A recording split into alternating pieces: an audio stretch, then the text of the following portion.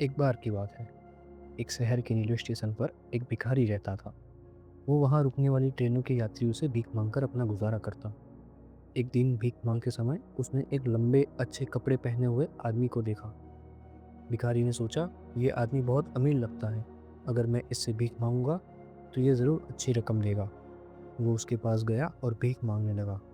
उस दिन आदमी ने उसकी ओर देखा और कहा, तुम हमेशा दूसरों से भीख मांगते रहते हो, लेकिन क्या तुमने कभी किसी को कुछ दिया है? भिखारी बोला, साहब, मैं तो एक भिखारी हूँ। मेरे पास देने के लिए कुछ नहीं होता, इसलिए ही मांगता हूँ। मैं किसी को क्या दे सकता हूँ? उस आदमी ने कहा, अगर तुम कुछ दे नहीं सकते तो तुम्हें मांगने का भी हक नहीं है।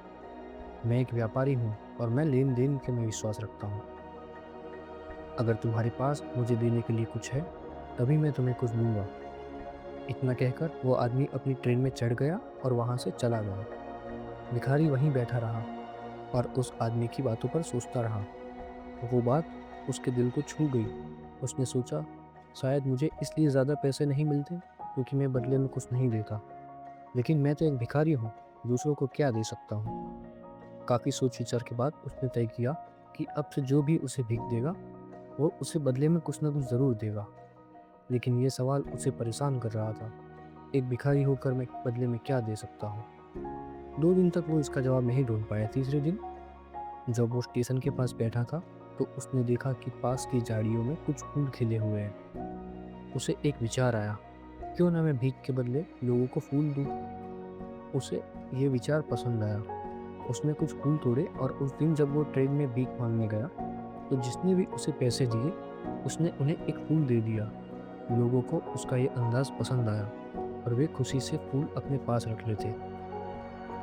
इसके बाद वो हर सुबह फूल तोड़ कर लाता और जो भी उसे पैसे देता उसे एक फूल देता।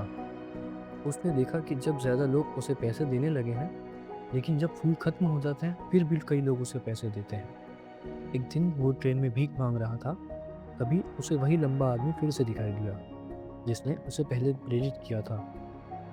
भिखारी बोला, आज मेरे पास आपको देने के लिए कुछ है। कृपया मुझे कुछ पैसे दीजिए और बदले में मैं आपको कुछ फूल दूंगा। उस आदमी ने मुस्कुराते हुए पैसे दिए और फूल ले लिए। उसने कहा, शानदार, अब तुम भी मेरी तरह एक व्यापारी बन गए हो। उसकी ये बात भिखारी के दिल को फिर से छू गई। उसने महसूस किया कि अब उसके हाथ में अपनी ज़िंदगी को बदलने की चाबी है। वो ट्रेन से उतर गया, आसमान की ओर देखा और जोर से बोला, अब मैं भिखारी नहीं हूँ, मैं व्यापारी हूँ। मैं अमीर बन सकता हूँ। लोगों ने उसे पागल समझा, लेकिन वो अब ठान चुका था। 6 महीने बाद उसी रेलवे स्टेशन पर दो अच्छे कपड़े पहने आदमी यात्रा कर रहे थे। उनमें से एक ने दूसरे को पहचाना और हाथ मिलाने के लिए हाथ बढ़ाया। उसने पूछा, क्या आप मुझे पहचानते हैं? दूसरे ने जवाब दिया, नहीं, मुझे नहीं लगता कि हम पहले कभी मिले हैं। पहले आदमी ने मुस्कुराते हुए कहा, हम 2 बार मिल चुके हैं। क्या आपको वो भिखारी याद है जिससे आपने पहले भीख नहीं दी थी और दूसरी बार फूल खरीदे थे? हैरान होकर दूसरा आदमी बोला, अरे हाँ, आप वही भिखारी हैं, लेकिन आज आप इतने अच्छे कपड़े में। अब आप क्या करते हैं? पहले आदमी ने जवाब दिया, हाँ, मैं वही भिखारी था, लेकिन आज मैं एक सफल फूल व्यापारी हूँ। मैं व्यापार के सिलसिले में दूसरे शहर जा रहा हूँ। वो आगे बोला, आपने मुझे जीवन का एक महत्वपूर्ण नियम सिखाया है। हम केवल तब पाते हैं जब हम कुछ देते हैं। इस नियम ने मेरी ज़िंदगी बदल दी। मुझे एहसास हुआ कि मैं भिखारी नहीं था, मैं हमेशा से एक व्यापारी था। बस मैंने खुद को उस नज़र से नहीं देखा। लोग मुझे भीख नहीं दे रहे थे, वे मेरे फूल खरीद रहे थे। मैंने उसी पैसे से फूल खरीदे और धीरे धीरे एक व्यापारी बन गया। आज मैं एक बड़ा फूल व्यवसाय चलाता हूँ। ये सब उस नियम की वजह से हुआ है जो आपने मुझे सिखाया। दोनों मुस्कुराए और अपनी यात्रा पर निकल पड़े। दोस्तों, ये कहानी हमें क्या सीख देती है? ये कहानी हमें आत्मविश्वास और देने और पाने की सार्वभौमिक नियम की गहरी सीख देती है। अक्सर हम खुद को कम आंकते हैं और सोचते हैं कि हम किसी काबिल नहीं हैं, जैसे उस गरीब भिखारी ने भी सोचा।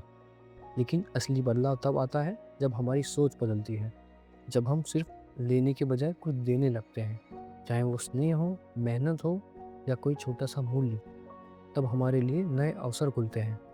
देने और लेने का नियम सिर्फ व्यापार का नहीं, बल्कि ज़िंदगी का एक दर्शन है, जो दोनों पक्षों को लाभ देता है। हमारी सफलता इस बात पर निर्भर करती है कि हम खुद को कैसे देखते हैं। अगर हम खुद को छोटा मानेंगे, तो दुनिया भी हमें वैसा ही देखेगी। लेकिन अगर हम खुद पर भरोसा करेंगे और साहसिक कदम उठाएंगे, तो दुनिया भी हमारी कद्र करेगी।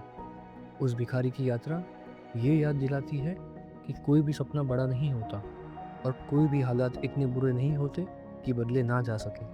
अगर हम सोच बदलें, हिम्मत करें और खुद पर भरोसा रखें, तो कुछ भी संभव है।